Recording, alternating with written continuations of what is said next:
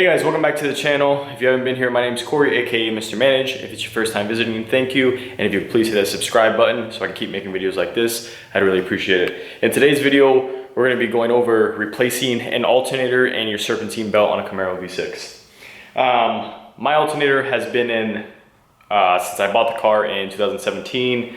So 4 years, as far as I know, like it hasn't been changed, and my guess is it's the original. So since 2012, so that's 9 years now that the alternator's been in, and I think it's pretty much dead now. I had issues where my voltage kept dropping, and then kept going up, and then kept dropping, and then kept going up, which really isn't indicative of a battery, but I replaced the battery anyways, because in today's day, like batteries are good for like 5 or 6 years, and I've owned the car for pretty much 4, so I don't think the battery was changed before me, so I was like, all right, if this was a 2012 battery that's lasted that long, that's impressive. So I changed it to a new one. I got a higher end battery because I do have subs and an amp, as well as some minor LEDs, which don't draw much. So for those people out there that are like, oh, that's all the stuff you have in your car. I have a Ford Focus I have 2 10s with and a 1500 watt amp, I believe. And I also do have a gauge in that car, and I've never had an issue with the battery. So that's not why the battery died. So I got a new battery. Everything was fine, and then again I started doing it and the voltage started dropping to like below 12. My battery light came on. I'm like, hey, this doesn't make sense, it's got to be your alternator. I went to AutoZone to have them test it to see, because they could test your starter, your battery, and your alternator all at once, but the voltage was too low. So I drove it home that night, and then I turned it back on, and then the voltage went back up. So I took it for a drive, and I smelled some burnt rubber when I parked, and it came right from when I put my nose over the alternator, which apparently is a pretty popular sign that it's bad, because the wires in the inside are worn, and it kind of smells like burnt rubber because they could be overheating. So I did bring it back, I parked it, and I haven't touched it since. Called around a couple shops, and alternators are not cheap. GM, the Chevy dealership, tried to charge me 500 something bucks. GM Parts Direct, GM Parts Giants, all those people, same thing, 500 bucks. I was like, this doesn't make sense, and I had to get the number off of my alternator for the gentleman so he could figure it out, and I gave him the VIN for my car. So I gave him both, and he's like, yeah, that's the number, it's 500 something dollars. So I Googled it just for the fun of it, and Rock Auto had it for like 200 something bucks. Amazon had that exact number for 200 something bucks. Amazon said that it wouldn't fit my car, but then I went on later on and said it will fit your car. It's just like a different, like the second generation of them making it or something like that, or the second model. So I bought it off Amazon for 200 something bucks. I'll leave the link in the description, so do not comment about it. And I will actually show you what that looks like. So, came in a nice box like this, and this is the number that was on my alternator, 22888-109. There might be other ones out there that fit, but I just replaced it. I asked the guy at the Chevy dealership what he would recommend, and he said, if it's the same number, I would go that way instead of spending the money. So then if you come down here to where the alternator is, I don't know if you're going to be able to see that, but there's a number on the top of that guy. Yeah, I don't think I'm going to be able to show you guys just because of where it is. It's kind of impossible. So once I get the alternator out, I'll show you. But if you come here, let me show my flashlight. That's the alternator number. If you come here, take this off, and you lift this guy up. It's a brand new alternator. You could see the number on it.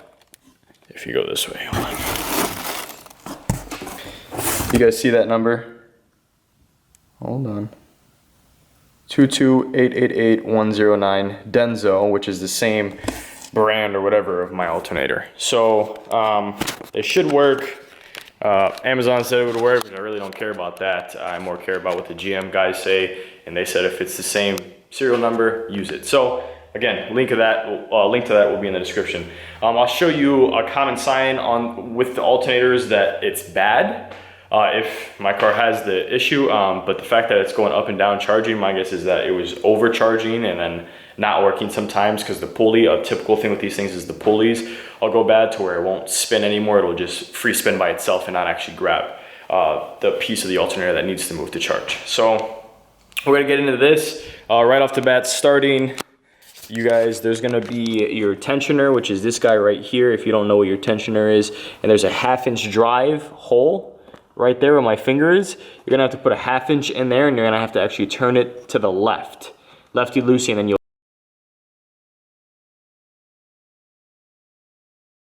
you'll see it takes tension off the belt, and then you can actually take the belt off, and then make sure you either take a picture of how your belt is on, or you go online and get like a schematic of it or something like that so you can put it back on the same. I'm gonna be replacing my belt with a Continental belt I got from AutoZone. I'm not gonna put that in the description because that's pretty generic and you can go to any AutoZone and get it. So once you loosen that tensioner, we're gonna take off the belt, and then there's 3 bolts off of the alternator. I'm gonna show you on this guy that you have to take off. So the alternator is gonna sit like this in the car, right? So if this was the front of the car, your alternator is gonna sit like this. You have a bolt that comes in here that comes right through this hole, like where my finger is. And then you have the 2 bolts down here. So if you rotate this, you got a bolt there and a bolt there. As well as back here, you're gonna have your cables that are attached. So you're gonna, once you take off these bolts, the alternator is kind of gonna fall down. And when it does, you wanna make sure it doesn't drop completely. You're gonna unbolt this, the cables from here, and then there's gonna be a plug right where that is. So, and you're gonna undo this plug, which I'll see if I can get into that for you guys. But to make this easier, you normally wouldn't have this unless you have an oil catch can. This oil catch can is gonna come off, we're gonna move that. And then this guy is gonna move, unclip, just so it makes it easier for it to come out. But other than that, we should be able to reach in there and grab it. So I'm gonna do the best I can to record this. I figure why not come out with a video of it just in case you guys ever need to know or something like that. So let's get started. All right, guys, I got this 1/2-inch breaker bar connected and into that tensioner there. And I may have said turn it to the left, but I apologize, it's not to the left. So you're not turning this down, you're actually coming up, because when you come up, if you could see over there, it brings the tensioner my way, which loosens it. I don't know if you can see that. If you try to go down with it, you're not gonna do anything, right? Because the tensioner is pushing that way to put tension on the belt. So you're gonna wanna come up, so to the right, like you're tightening it. And that should loosen it for you guys. So I just switched to the little one just to be safe here, because the other one's pretty big. So I'm gonna come here, I'm gonna pull to the right, and then I'm gonna pull this belt off. My spot's gonna be the alternator. This is gonna take a little bit of force. And just like that, the belt's off. So, sorry I was probably in the way for that. But if you look down here, you can see that the belt is loose. So, and then you kind of just, if you're changing the belt, you kind of just unravel it around. If you're just changing the alternator, you could just let it sit. So I took it off the alternator, replace your alternator, and then put the belt back on. Guys, I forgot to mention this. Before you do mess with the alternator, just in case it's holding like any type of static charge or anything like that, you don't want it to arc, so disconnect your battery. You don't have to do that in the back of the car. There's actually your positive terminal right here. Which I took this off of here. So if you open your hood, you'll see this red thing, and then you could just pop it off. And you can disconnect this. Now, if you see, this cable goes back into the battery, and then the cable that's underneath it, these 2 cables actually split, and they go into the alternator. I don't know if you're gonna be able to see that, but there's 2 cables down there. These guys right here in the tape, and they actually split and go down. If you follow them, and they go into the bottom of the alternator, which is that part that I told you we're gonna be unscrewing. So just undo it here, make sure that they're off so that way there's no power to anything, and then you can continue with your alternator. Also, guys, the bolt that comes out of there is a 13mm, just in case you didn't know. And I got the first bolt out from the bottom of the alternator, and that is a 15mm. Okay, so just so you know. Also, something worth noting, guys, I took off the 2 on the bottom. The one on the left is going to be longer. So if you look at that, it's longer than the right one. This is the first one I took out, which is closest to us. This is the furthest one, which would make sense for them to be, one to be shorter and one to be longer, because if you look at the actual alternator, you could see that this side pushes out further. That back side pushes out further, so it needs to be a longer bolt. Just as another side note so you guys don't get confused. All right, guys, I took that 3rd bolt off, which is up there. The one that goes across I was telling you about, and that's the alternator. I moved it and I set it down there just so I could show you guys that that power cord right here where the flashlight's on. You just pinch that little guy and she'll come off. I moved this off right here, and all you have to do is push that little tab right here and slide it off. Then we gotta disconnect that bolt behind it where these power cables come into. And then we should be able to wiggle it out. It'll take a little bit of wiggling to get this alternator out. Just another side note for anyone who's thinking right off the bat, like, oh dude, again, your alternator failed because you had, hold on, let me get a good spot. Your alternator failed because you have all this stuff hooked up. Don't forget that I had my valve cover replaced And remember I was telling you a common sign of the valve cover oil leaks is that it leaks on the alternator. So my alternator was drenched with oil when I had that timing, not the valve cover, I'm sorry, not the valve cover, the timing chain cover I had to replace. That timing chain cover leaks, it was leaking right by my alternator, and it spilt a lot of oil on it, and obviously excess oil buildup inside your alternator could ruin it because it just has all these electronic components and whatnot. So I believe that that's why it failed faster than normal, just because I had all the oil on it, and now that I have that fixed, I don't have to worry about that. Look at my wife in the background. So just a side note, guys. All right, guys, I got the alternators pulled out side by side. I put this down real gently. So this is the old one, as you can see. There was the serial number that I was telling you about, the 228888109, and then you got the 228888109. Both Denso. If you look here, this is where the burning was too. I think you could see it's kind of like melted right here. I don't know what that was about, but again, it could have been the wires in the inside failed and it was getting too hot here. So we got the new one here, and these alternators, as you can see, look exactly alike. All right, everything's the exact same. So what I was telling you, with a common thing about these guys is if you spin these, a common thing is these things will free spin. They shouldn't free spin. So it should only spin, it should free spin one direction. So if I go to the right and stop, you see how it keeps spinning? But if I go to the left and stop, it should stop like that. Now this one doesn't seem like it has an issue with there. I think wires were just failing on the inside of this one and getting too hot. But that's a common issue. If you pull these out and this guy free spins both ways, if I could do this, here, let me make it easier. If I could, you should be able to rotate. See, like I can't go anywhere that way, but hold on. If I put this in here to stop it, you see how I could spin the pulley and the blade's not moving, but if I try to go to the right, it won't let me do it. It locks up. And that's how it should be. It should free spin only one way. And when these guys are messed up, it'll free spin both ways. So that's a common sign of alternators failing, or for this car anyways. I don't know if that's for all cars.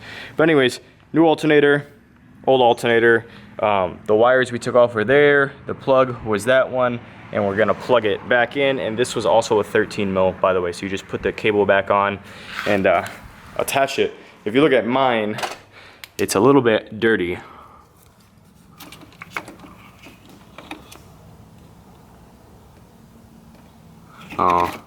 It's a little bit black, so I don't know, again, if that was getting too hot, and that was something that I was really worried about, was it getting too hot and then ruining the electronics in my car, but I think we're safe. So let's get back to putting it back in. All right, guys, this new alternator is in. I don't know if you can see it down there. Let's see if I can drop this. I'm about to torque it, and if I'm not mistaken, the two bolts on the bottom are, both the two bolts on the bottom and the one on the top are 43 foot-pounds for torquing, and it's 11 foot-pounds for the, I believe it's the 13 millimeter that holds the cable in place. I don't know if you can see down there. But I got the cable on. You gotta make sure that the cable is coming up, not down, because you're gonna bend it. So that was a pain, getting the cable to come up this way and fit into this, because once you tighten the bolt, the ground cable will actually squish itself down in there. So that was a little tough. But yeah, we got that facing up and covered, and then we got the new alternator in. And then we're just gonna torque. I don't know how I'm gonna fit my torque wrench in here. For the top one, I don't know, but I know for the bottom one, it's kind of, you can kind of see it if you come down here and you look through the wheel, you can see the bottom of the nuts down there, so you can try that. But we're gonna torque it to 43 foot-pounds. All right, guys, alternator is all torqued to spec, 43 on the top, 43 on the bottom too. Looks nice and shiny. Here goes the Continental belt I was telling you about. Part number 4060835. We're gonna put this one on. The other one didn't look too bad. This one right here says inspect at 60,000, replace at 90,000. So I can only imagine what the OEM was, but may as well replace it while we're here. So we're gonna put this guy on, and then I already connected my battery terminal again. You got the power cables and stuff connected over there, and then we're gonna turn over. So let's get this belt on. Okay, guys. Oil catch can is back on and tightened. I put the belt back on. It was a BITCH to put on.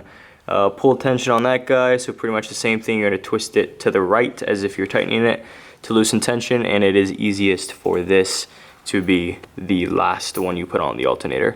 And it wraps around just exactly the way it is. it was really hard to put on, obviously, because it's a fresh belt. Battery terminal's back on, so we're gonna try and start this guy and see if I smell anything. You're gonna wanna listen for noises, make sure your battery's charging, and stuff like that. So we're exactly at 12 volts there. I don't know if you guys can see it. I gotta let my wideband sensor warm up. And then we're gonna start this guy and see if she charges.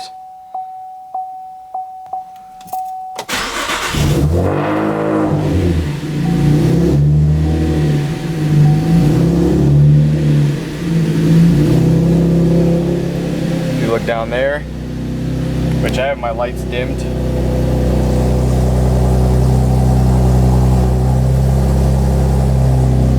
that's the highest it's been in a very long time. Like it's usually been sitting like right above the 12, so it's looks good.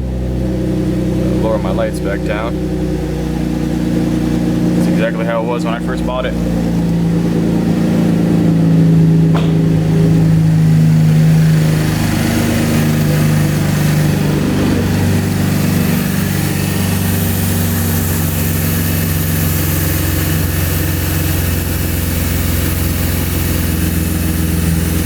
I don't hear any crazy sounds.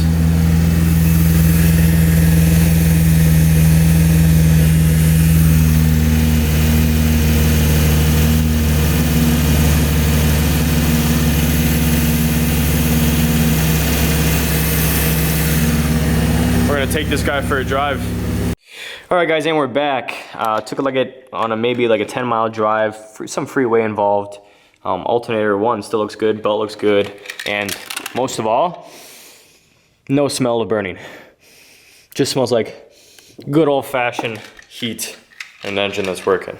So the battery has officially, you could always test it with a voltmeter too, or an amp meter, whatever it is, to make sure you're running at 14 point, whatever volts. Usually it's between it could be between 13 point something and 14 point something volts. I didn't budge from that. I stood right under 15, so maybe like 14.7 the whole time. And beforehand, like I told you, that kept moving. Sometimes it would charge, sometimes it wouldn't. And I think that's what led to that alternator. Ended up, the ground cable ended up being black, because I think it was overheating because the wires were failing on the inside. So that was causing it to charge. So I did also brush that with like a brass brush to clean it up, and then I put everything back together. It is a little tough, so if you can have somebody with, help you with it, probably gonna be beneficial for you. Took me about, I'd say, an hour and a half, 2 hours, but that was with me filming. So maybe by myself as a beginner, like an hour. Once you do it once, you can definitely do it pretty quick. If you're just changing the belt, that should be no more than like 10 minutes. Like literally pull that tension, get the belt off, put it off, take it off. The new one's gonna be hard because it's gonna be brand new. And then you pull tension and put it back on and let tension go, or release it so the tension comes back. So that's the end of this video. There's a lot of videos on alternator changes. Just know that I have a lot of people that watch my channel. So for the people that watch my channel, if you guys are looking for me to put out a video like that, I just did, or this is it, obviously. So just trying to help out the community a little bit. Some people learn different with different people, with different videos. Some people might hate this video, others might find this more beneficial than other videos. I did my best to get in there and show you. It's really hard to show you, which is why I showed you on the new alternator where the bolts are. If you get down there and you watch the video along you doing it, you will understand the bolts. 2 bolts on the bottom, both 15s, 1 bolt on the top, a 15. The bolt on the bottom that's furthest away from you is the long one. Also the top bolt is gonna be long as well. 13 millimeter for the battery connections up here, and then 13 millimeter for the nut in the back that connects your wires. So those are the 2 sizes, it's 13s and 15s, and it's unbolt, bolt back in. So that's all it is. As usual, guys, thank you so much for watching the video. Thank you for all the people that have subscribed. If you like this video, give me a thumbs up. Please subscribe so I can keep making videos like this. And again, I can't thank you guys enough for how much support I've been getting for the channel and how many subscribers. So thank you to every single one of you guys. And as usual, just a guy living life. I will see you for the next video. Bye. Fire spreading all around my room. My world's so bright, it's hard to breathe, but that's alright. Hush.